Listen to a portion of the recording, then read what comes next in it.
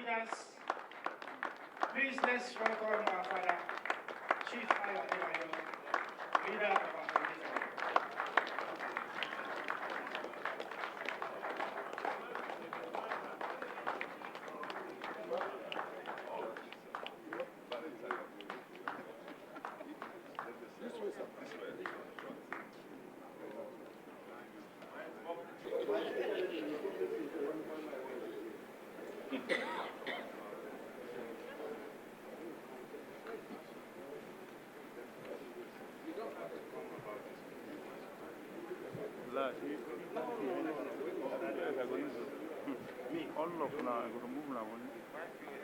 What now are you?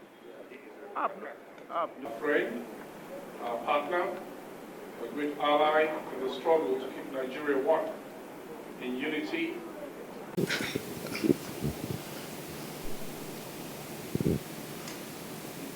My leader in absentia,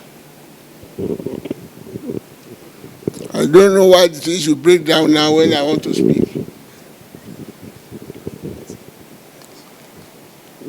My leader, Clark, I said, I don't know why the thing should break down when I'm going to speak. I want him to be there and be hearing me. Great leaders of Southern leaders and Middle Belt Forum. It's unfortunate that we are meeting at a time when great leaders of those who make contribution, positive contribution to what we are fighting for now, this is not the time they should go.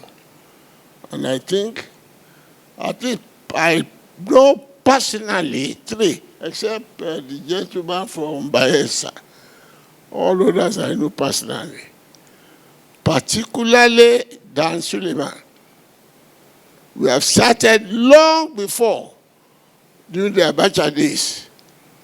And we are holding meetings in his house. He has been a nationalist, a patriot, a very loyal and consistent national leader. When Clark phoned me yesterday and he said it's gone, I said, why? Why now?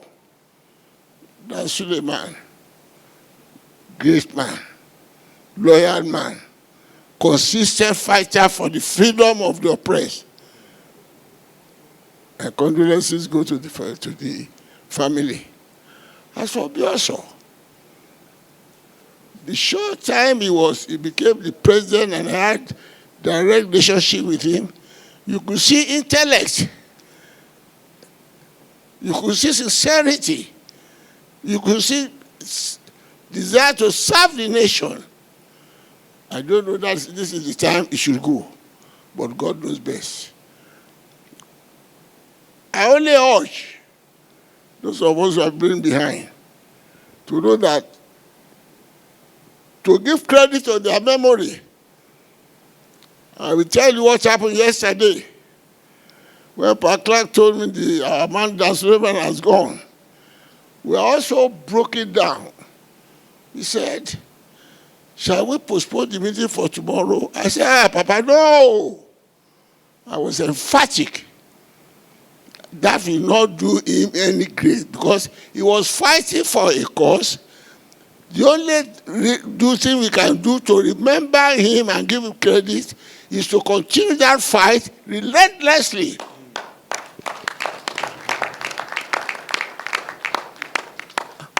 Postponing this meeting will not bring him back. It will only draw us back in making a unanimous decision on how to carry on the fight. It is not that we postpone the meeting that people will know that we have lost a great man. We know it. But we can only show it by the way we continue the struggle which is served for the greater part of his life. And you people who are behind, if you are really sincere about the services he rendered, we should continue in the spirit that he did, and then we pray God to help us in that glory. It is in this spirit I ask you all, please, to stand in order. of our great men and to pray to God to give us substitute people of like mind who have the strong spirit to serve this nation.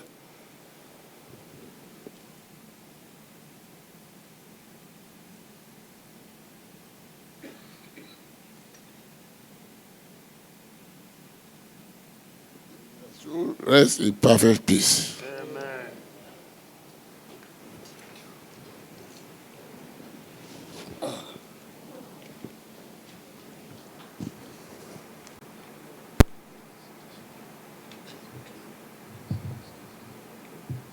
Meeting because looking at the political timetable, this may be the last meeting we will have before the election. If you remember, back about 2 years, we started looking at the national question, and we had to base whatever we would do on equity, fairness, and justice. And we said, based on that, 2023 has to be determined by this principle. We decided as a people that the president in 2023 must first come from the South. And with the help and assistance of our leaders of Affirmed, we zoomed to the Southeast. That with the argument and debate that the Southwest has had 8 years of Obasanjo and now another 8 years of Asumbanjo as vice president. And the South-South had had about 6 years of President Jonathan. So all of us beamed our searchlight to the Southeast. We didn't say to Igbo, to the Southeast. Along the line, our brothers from the Southeast observed properly and appropriately that the two parties, major parties as we know them, that's the APC and PDP, had gone to be hijacked by money bags. And some of the principled good materials we have may not go that line. So in the end, we had to settle for somebody to leave these parties and start a new platform. And today, we thank God, we have Peter Obi running on the Labour platform. We are talking of Peter Obi from Southeast. We are not talking of Labour Party. We are there with them because of who? Peter Obi. And Peter Obi serves our purpose not only for equity, fairness, and justice, but looking at the political terrain, he stands out as the best material out there that we can market to Nigerians and say, bring whoever you want and let's match them one-on-one. Peter Obi will stand out as the best. Today, before we came to this point, we observed some time remembering our heroes past. The President General of Ohanese, our senator from Bayelsa, and yesterday, our leader, Air Commodore Dan Suleiman. He chaired a meeting just last week where we had to ask all Middle Belt elders, including some of the skeptics we had, to indicate, are we all for Peter Obi? And 100%, everybody raised hand and said, we are all for Peter Obi. So, having had that, though the person who made the tribute or presented the tribute didn't say, he was also governor of the defunct Plateau, which comprised of Plateau and Nasarawa states. But this man stood up and said, gentlemen, no standing on the fence. And at the time, that meeting, I had to invite our brother here to come and address them. Please stand up, let them know that you saw Air Commodore Dan Suleiman Valentine and addressed Middle Belt elders on Tuesday. Surprisingly, while he's supposed to be here with us today, though that declaration was made, he can't be here with us. But we thank God he lived and served a purpose which is noble. So today, distinguished ladies and gentlemen, we are here to make an affirmation, at least the last time before the election, that we are all committed to the Peter Obi presidency, and that our people from the southwest, south-south, southeast,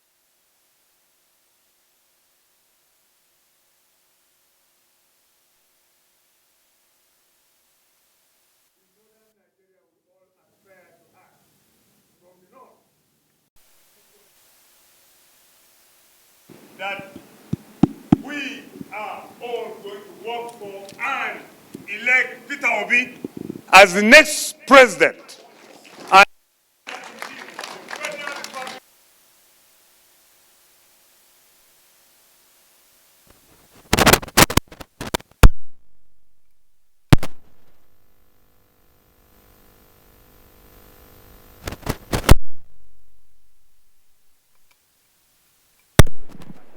So that Peter Obi would come and transform Nigeria for us.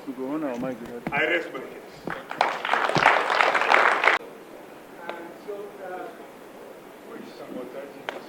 The easiest thing to do when you want to talk about a great man who has done all that any man can do. But as much as one day we all have to go. So we thank God for his good life and what he has been able to achieve while he was with us here. Beyond that, though, we shall not be doing justice to him, like my dealers rightly said, if we just sit down and say he's gone and he's gone. We all know what he stood for, and we shall, by the grace of God, continue to lift that flag up and up. To us here, I have only a small admonition for us. It is not enough to wish that Peter Obi will win. We have to work for it. If any of us is still sitting on the fence, this is time to stand upright and say, we're here. It's not going to be an easy task. Nobody gives birth to you on a platter of gold. You have to fight for it. We in Affirmed, with tremendous respect to all of us here, we are like an endangered species. So we know how to fight. And indeed, we do fight. Fighting is not strange to us. Affirmed is known for one thing, and that is standing by the truth. The whole world can go to flames. Affirmed will not shift, as long as we know we are by the truth. Invariably, we are hardly ever understood at the beginning. And it doesn't matter to us. Our founder, the great leader, Awo of Africa, he told us while he was alive, you must work with the Igbos. They are your brothers and sisters. So no one can separate us. No one can separate us. We made mistakes in the past, but that belongs to the past. I'm going to triumphantly announce something we have done here today for those of us who are not properly briefed about it. We have what is called Ohani Ferry. Hey.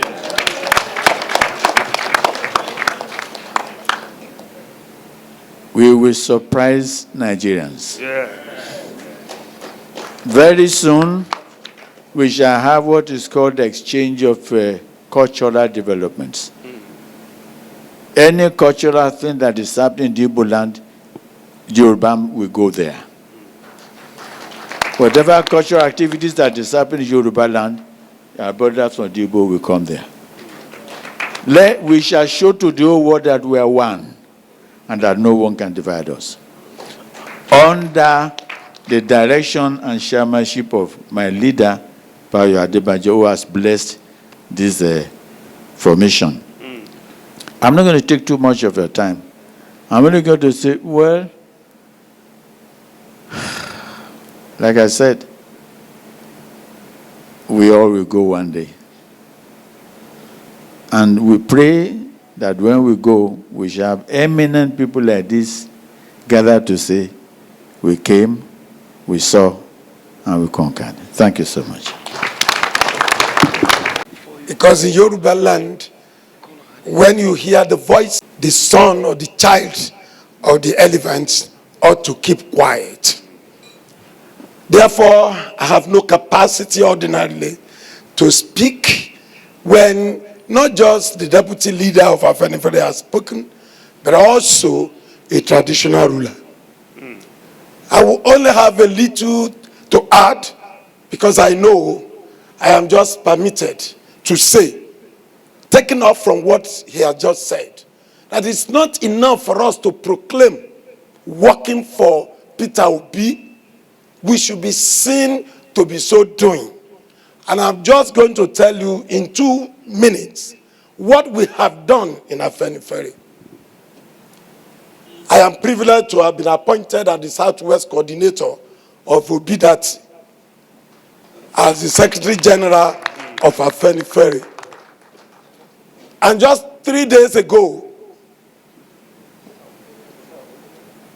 Peter Obi called us and said, there are so many groups working for Peter Obi in the Southwest. We had earlier on met at the instance of Valentine, all of us from the Southwest. But when Peter Obi met us, he acknowledged what we were doing. And he said all groups, the Labour Party, support group, and all of us, that we should now meet under the auspices of Affirmed at the house of our leader. We have taken the issue of Peter Obi beyond us. It is now a Yoruba thing. We do know that people are looking for what Affirmed is going to do. And that is why we are now doing what we know how to best do. We are in the trenches fighting that our declaration should not just be by the word of mouth. Peter Obi has come to several states of the Southwest. On Saturday, he's going to Ogun State. And you know what Ogun State means to us? It's the state of Payo Adebanjo. It is the state of Olusegun Obasanjo. We are going to make declaration from here that we are not joking. We know what is happening. We know what is happening to those who say it is their turn. They are not saying it's the turn of the Yoruba because they know that we Yoruba know it is not our turn. Yeah. But they have personalized it and say it is their turn. And we are saying it cannot be their turn. As long as they are coming out in the name of Yoruba, it certainly cannot be their turn. It is the turn of the Southeast. And we have gone to the Southeast not to just pick a non-entity. We have picked a man who for the first time is contesting for the presidency of Nigeria, while the rest are accusing themselves and say, you are a thief, you are a drug peddler. No one has been able to say anything negative about the candidate that we have presented to Nigerians. Our charge, therefore, is that we should move from here. Every one of us. I love what the Middle Belt Forum has done. They called a conference in Jos, and they made their declaration. Let me say here, without fear or favor, that we are waiting for the PANDEF. We are waiting for the PANDEF. I had the opportunity of going with Ken to our leader to say, fortunately, the leader of the Southern and Middle Belt Forum is from PANDEF. And therefore, we want to hear you. It's not just, we want to hear you go to the field, like the Middle Belt Forum has done, like Affirmed has done. Organizers should no longer shy. Initially, organizers say, yes, we do not want to present Peter Obi as an Igbo candidate. That is wisdom. But now Peter Obi has become a national phenomenon. And this is the time for the rest of us to rise for it. I rest my case. God bless Southern and Middle Belt leaders. Personal property. Emilokan. No. Our lokan. The turn of all of us. All. Whether you are from the Middle Belt, whether you are part of PANDEF, a Yoruba man, and I dare say even a Fulani or an Hausa man, or a Kanuri for that matter, it is either Nigeria belongs to all of us, or it doesn't belong to anybody. So our lokan, and this time around, it is a thing of joy and great pride that we have been corralled into supporting a man that we can actually stand behind, own, and say, yes, this is our own, not one of those chiefs masquerading as saints. May God bless our deliberations. And yes, please, Oga Pandef, we are waiting for you. Our leaders, sir. Fellow co-patriots in the struggle, I want to respectfully stand on the existing protocol to say that the Iroko, we all know traditionally what the Iroko stands for in the forest. Branches of Iroko, they are also Iroko branches. Our father has spoken. On the 3rd of January, he made a declaration. Chief WIKELEAKS made a declaration that Obi is the right choice for any God-fearing Nigerian. And on that declaration, we stand. Secondly, for those who are really yawning on PANDEF, I want to say that the PANDEF deputy, the deputy DG South of Obi campaign is from PANDEF. He's just sitting right by me here.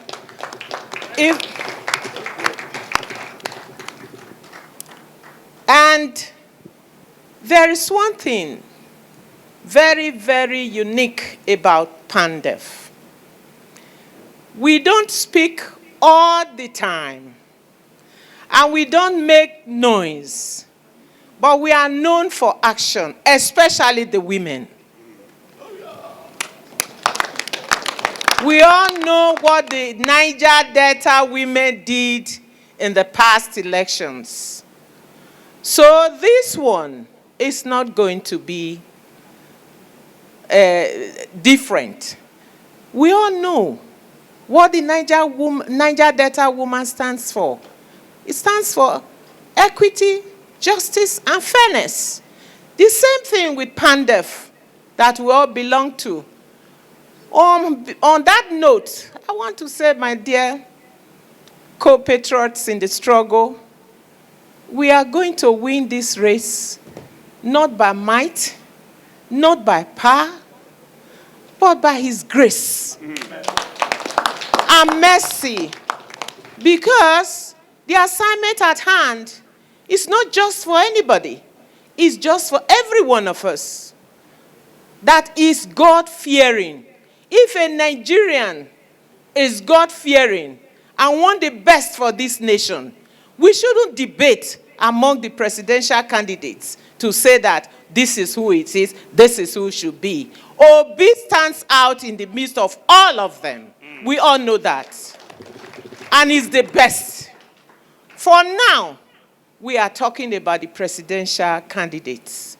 Just as our elders said, among the presidential candidates, Pandef is standing in and saying Obi is highly endorsed because he knows what we want in Pandef. The restructuring we have been clamoring for, he knows what to do. And for that, we are all saying that Obi is our best candidate at the moment. Thank you. Thank you. Cannot fall too far. I mean, an apple cannot fall too far from a tree, but each and every individual must be allowed to express and tell their own story. Chief Emmanuel Iwuanyanwu, please can you give him a round of applause? I owe a lot to this man. I'm very happy with what is happening here today, and all I can say is God bless everybody here. May we have more of this happening in our country, because as far as I'm concerned, the future have always belonged to the youths. But it is time, and I'm happy that their mumu has eventually belly-fooled them. And that is why they've made this U-turn. And to see the elders back it up is something that makes me very happy. So once again, I say thank you all, and I'm very happy to be here. I have some great friends here. Yeah, that's you. My stubborn friend Dele, yeah, I greet you. Dixon Irebu, I greet you. Madam Daba, I see you. We'll have our fight outside. Thank you, ladies and gentlemen. Back to history. And that is to say, as far as I can remember, that what we're talking about today is not new in Nigeria. The Middle Belt have all along partnered with the Southwest to fight for the freedom of Nigeria. In the 50s, 1959, if I can remember, there was the days of their wars. The Middle Belt partner with the action group to fight for the freedom of this country. But we did not lose it because the struggle continued. And that struggle is what has brought us to where we are today. And today, that the Southeast has joined us, I think we are stronger. What I want to say here, many presidential candidates have come out from different parties in Nigeria. But look, the scripture tells us that in those days, in those years of past, when Jesus was born in Bethlehem, I'm speaking. I'm the chairman, Council of Elders of Ohanes and Igbo. So I speak for all the elders in Igbo land. And I want to say we're very, very grateful.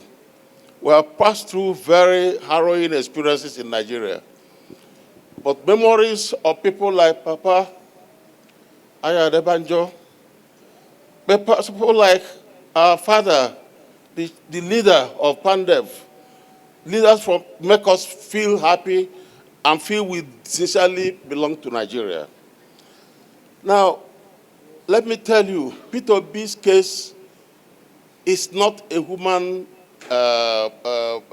it's not made by human beings. I was raised by parents who are missionaries, Christian missionaries. And I believe that except the Lord build the house, laborers labor in vain. Everything about Peter is God's answer to the prayer of our people. God's answer to the prayers of Nigeria. I want to tell you that Peter on his own cannot even mobilize what he's doing. It's the Holy Spirit. Our people prayed. Our people prayed. I want to let you know we are still praying.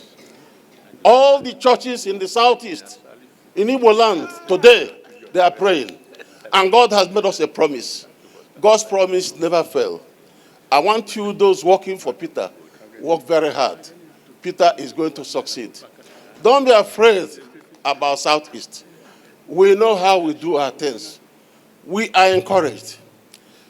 I can only make one comment here to tell you, the man Peter you are supporting, who is he? Peter is a young man. I met him for the first time when he was governor of Anambra State. I was traveling from Abuja to Owerri in Aero Contractors Airline. I didn't get a first-class seat, so I had economy seat. Peter had a first-class seat. Peter came to me and said he was surrendering his seat for me.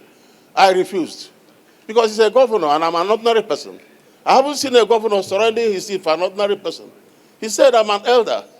Do you know there was a lot of argument? Every passenger said, please, go, go. So do you know, I took over the seat and Peter sat on the economy. Some years, when I was 75 years, many years back, Southeast governors organized a national birthday party for me. They contributed money. They appreciated my contributions to Southeast and Nigeria. Now, my wife died. My wife died that year, so I didn't continue with that arrangement.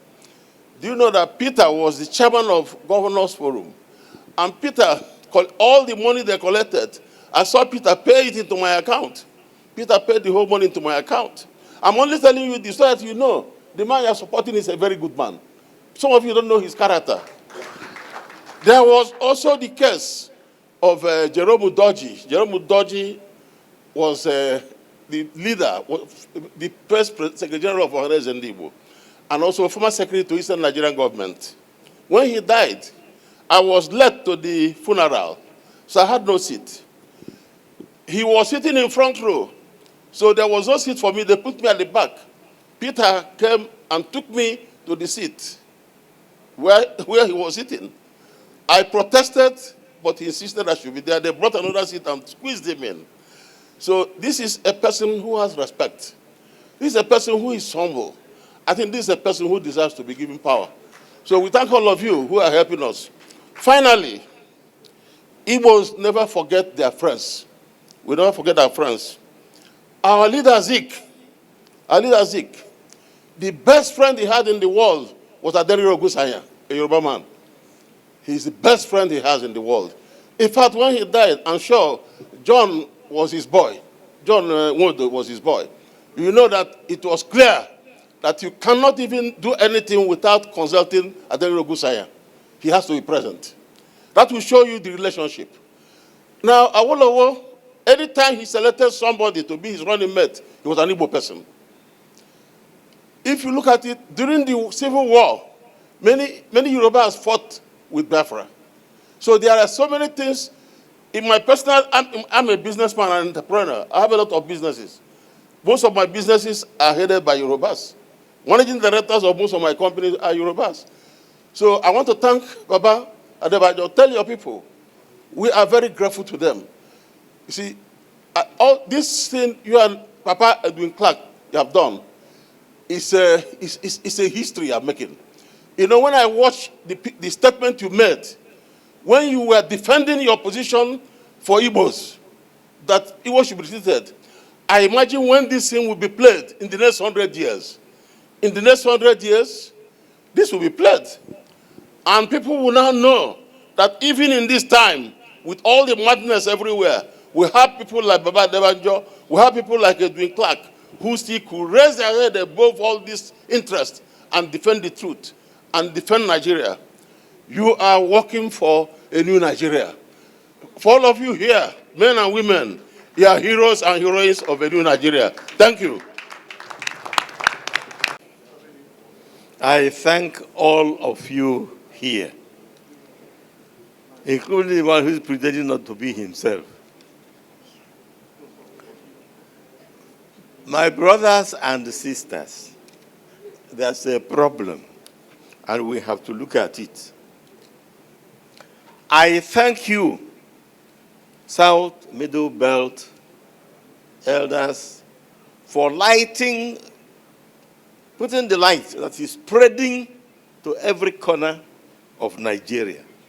The light you ignited is spreading to every nook and cranny of Nigeria, and you lighted it. Second, please know that some groups or some group is trying to scatter the election of 25th February. Know that the people are making plans to scatter it, although our God will never allow it to happen. I don't think there's so much to say. What I have to tell you is that we are 4 zones out of 6. We are 4 out of 40%. 60% of the zones. Those who know mathematics can make it better. But we are 4 out of 6 zones in Nigeria.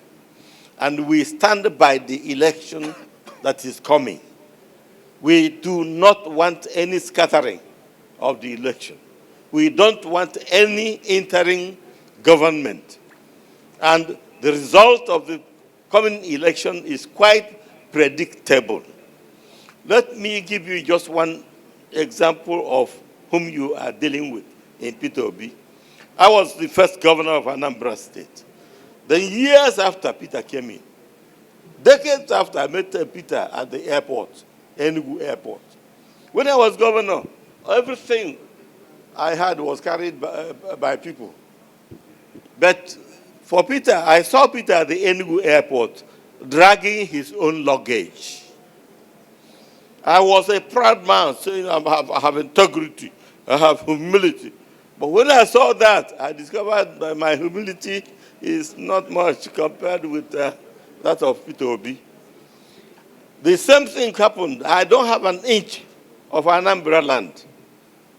Peter does not have an inch of Anambra land. This is the kind of man you are dealing with. Integrity, maximum. Humility, super maximum. This is a man God has given to Nigeria. We have to accept him and tell anybody who is trying to scatter the election, no road.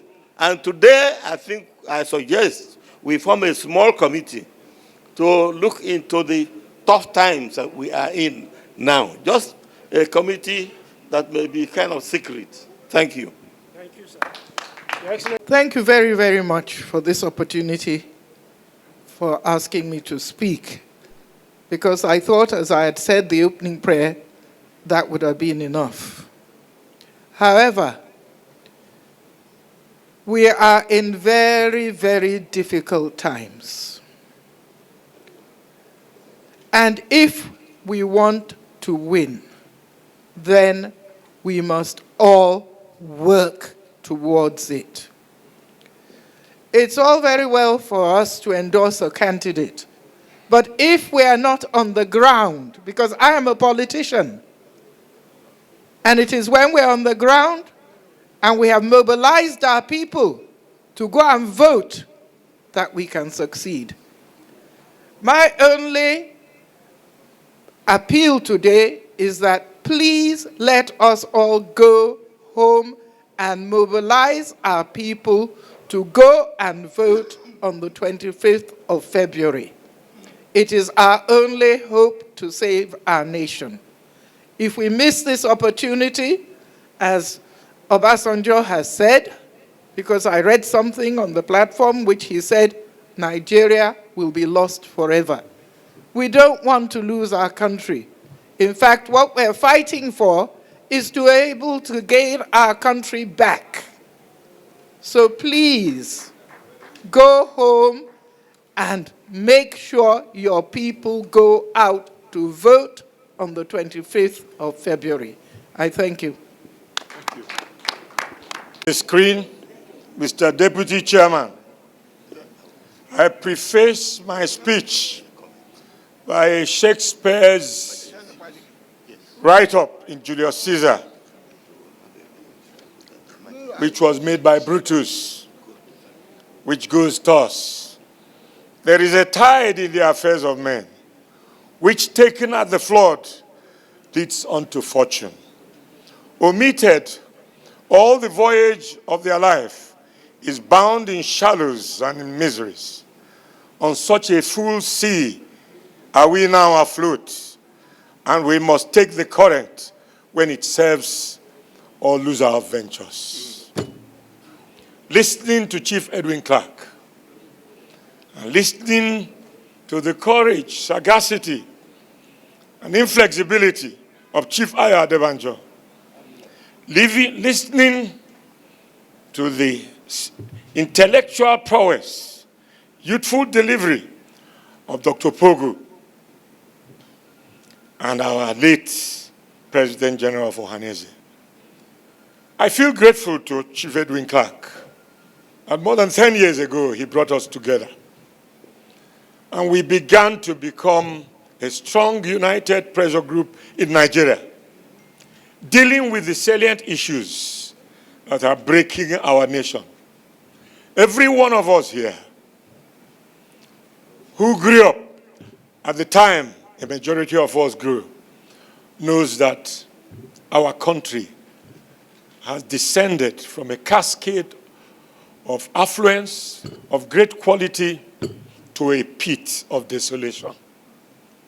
When I grew up as a child, when I could touch my ear with my hand and was allowed to start primary school, I went to a primary school which had a good football field.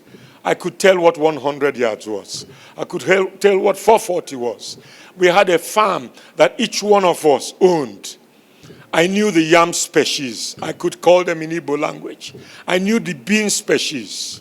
When we cleaned the blackboard when it was your turn, you wrote the date, the inches of rainfall in the rainy season, and the direction of the wind. Because there was a beaker calibrated in inches in our field. Because there was a windmill which showed you the direction of the wind. Hardly any primary school has a field now, not to talk about these appurtenances. When I went to secondary school, I was in the same class with two beneficiaries of my father's scholarship. My father was a minister in Eastern Nigeria. It is not possible now. No, when I was in primary school, when the person who sat next to me was the junior brother of my father's driver. If I had married 9 years ago when my wife died, and I had children, I doubt if my driver's children would afford the same school as my children would go to.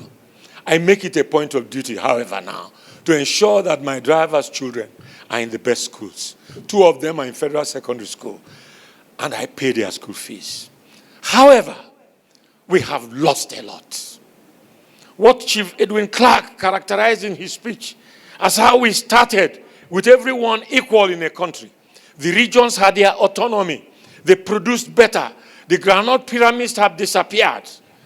The palm oil and the palm kernel has disappeared. The rubber has disappeared.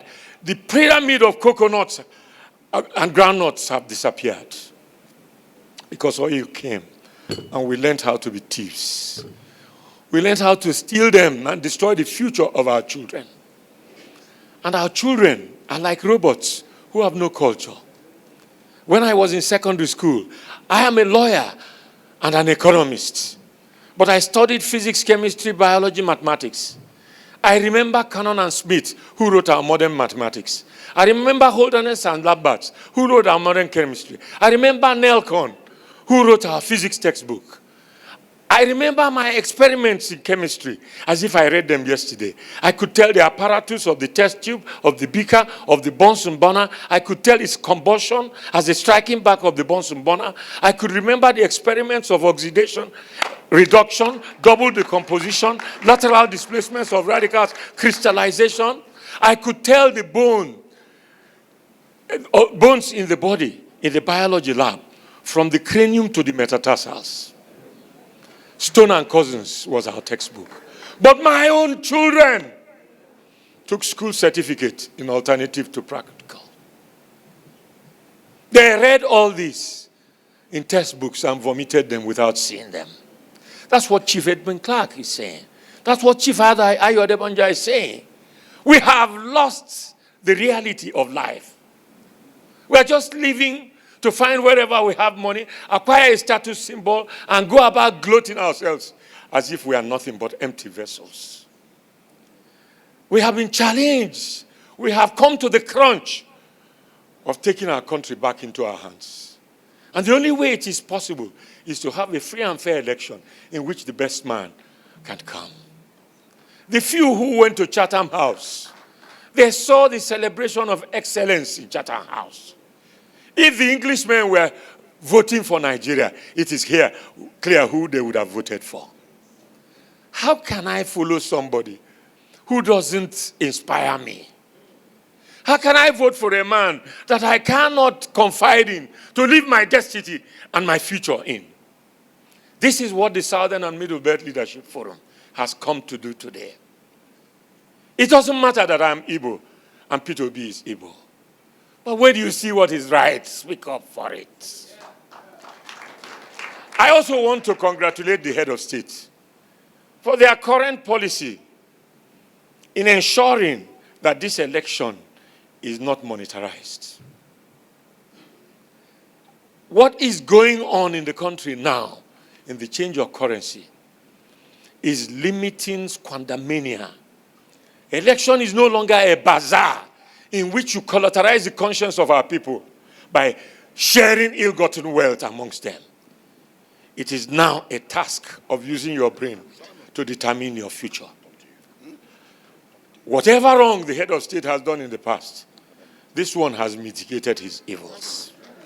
And I salute him for it. And I say to all of us here, distinguished ladies and gentlemen, our resolution, we agree with everything that our leader has said. And I am sure that our deputy leader is going to summarize it and put it to a vote here so that our resolution will have a concrete meaning. But I say to each one of you, let's go home and popularize this. Let's go into the trenches and work to bring the soul of Nigeria and save the future of our children. Thank you for your kind attention. Thank you, leader. This country that we are resolved to support unequivocally that we stand by the Obi dirty presidency in this election, standing on or contesting on the Labour platform. We, the Southern and Middle. So we, the Southern and Middle Belt leaders, resolve that we are united in this project and we are going to campaign, solicit support from all parts of this country to ensure that by 25th of February, we will realize this new Nigerian rebirth, which we are all aspiring for. So we so resolve, let everybody say aye, and we say we resolve to do that. Those in favor say? Those in favor say aye. Aye. Those against say nay. The ayes have it. So we are all for Obi presidency. And our communique will follow as such that we today met and we have all resolved that we are committed to the Obi dirty presidency. No, you are not all this year. You have come here to reconfirm. Oh, thank you very much. There's a small, slight correction here. Of course, we resolved earlier. We are just here to reconfirm that we have resolved to ensure that the Obi dirty presidency is achieved by 25th of February 2023. And that we are calling on all Nigerians, irrespective of where they stand, to turn in this direction so that we can have the new Nigeria we all deserve. Thank you so much.